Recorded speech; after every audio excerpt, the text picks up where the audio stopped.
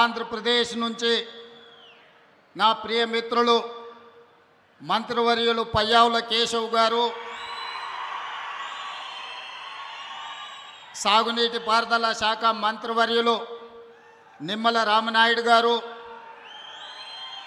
Karnataka legislative council chairperson గారు, రాజ్యసభ సభ్యులు, లోక్సభ సభ్యులు, శాసనమండలి సభ్యులు, శాసనసభ్యులు, కర్ణాటక, ఆంధ్రప్రదేశ్, తెలంగాణ రాష్ట్ర ప్రభుత్వ అధికారులు, కేంద్ర జలశక్తి కార్యదర్శి కాంతారావు గారు, ఇతర అధికారులు, ప్రాణ సమానులైన బళ్ళారి ప్రాంత, అనంతపూర్ ప్రాంత రైతులందరికీ హృదయపూర్వకంగా అభినందనలు, కృతజ్ఞతలు తెలియజేస్తున్నా.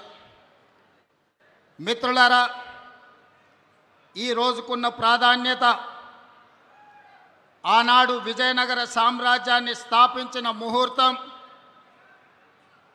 1950 దశకంలో మైసూర్ మహారాజు, హైదరాబాదు నవాబు నిజాం గారు పెట్టిన ముహూర్తం, తుంగభద్ర నది డ్యామ్ నిర్మాణ ముహూర్తం.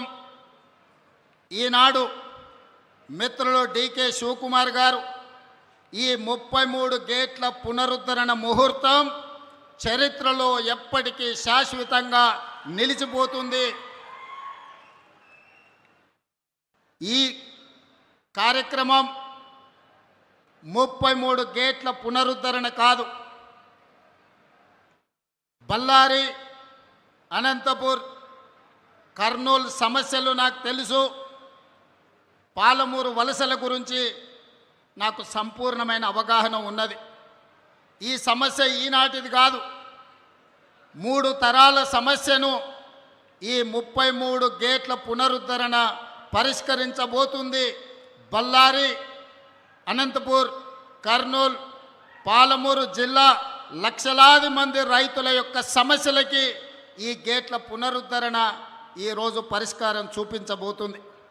సిఆర్ పాటిల్ గారు అత్యంత అనుభవజ్ఞుడైన, మృదుభాషి, అతి తక్కువ మాట్లాడడం, అత్యంత వేగంగా పనిచేయడం సిఆర్ పాటిల్ గారికి ఉన్న ఒక ప్రత్యేకత.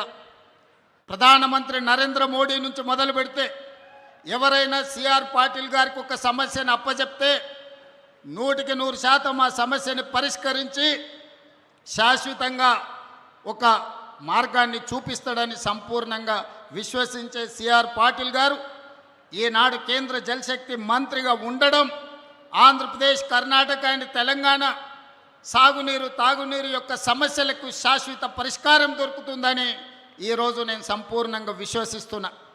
మిత్రులారా, తరాలుగా తాగునీటి కోసం, సాగునీటి కోసం కిలోమీటర్ల కొద్దీ వలసలు వెళ్ళే మనం, జిల్లాలు దాటుకొని, రాష్ట్రాలు దాటుకొని ఇతర దేశాలకు వలసలు పోయే మనం ఈరోజు మన పొలాలలో పారాల్సిన సాగునీరు, తాగునీరు పరిష్కరించుకోకపోవడం వల్ల సముద్రంలో కలుస్తున్నాయి. అందుకే ఈనాడు డికే శివకుమార్ గారు ఆహ్వానం మేరకు సిఆర్ పాటిల్ గారు, చంద్రబాబు నాయుడు గారు, నేను 3 రాష్ట్రాల ప్రతినిధులం ఏది ఏమైనా సరే ఈ సమస్యకు శాశ్వత పరిష్కారం చూపించాలి. ఈరోజు బళ్ళారి వేదిక కావాలి. ఈ తుంగభద్ర డ్యామ్ నది ఒడ్డున శాశ్వతంగా ఈ సమస్యలకు పరిష్కారం చూపించాలని ఈరోజు ఒక ఆలోచనతోని, ఒక పట్టుదలతోని మేము ఇక్కడికి రావడం జరిగింది.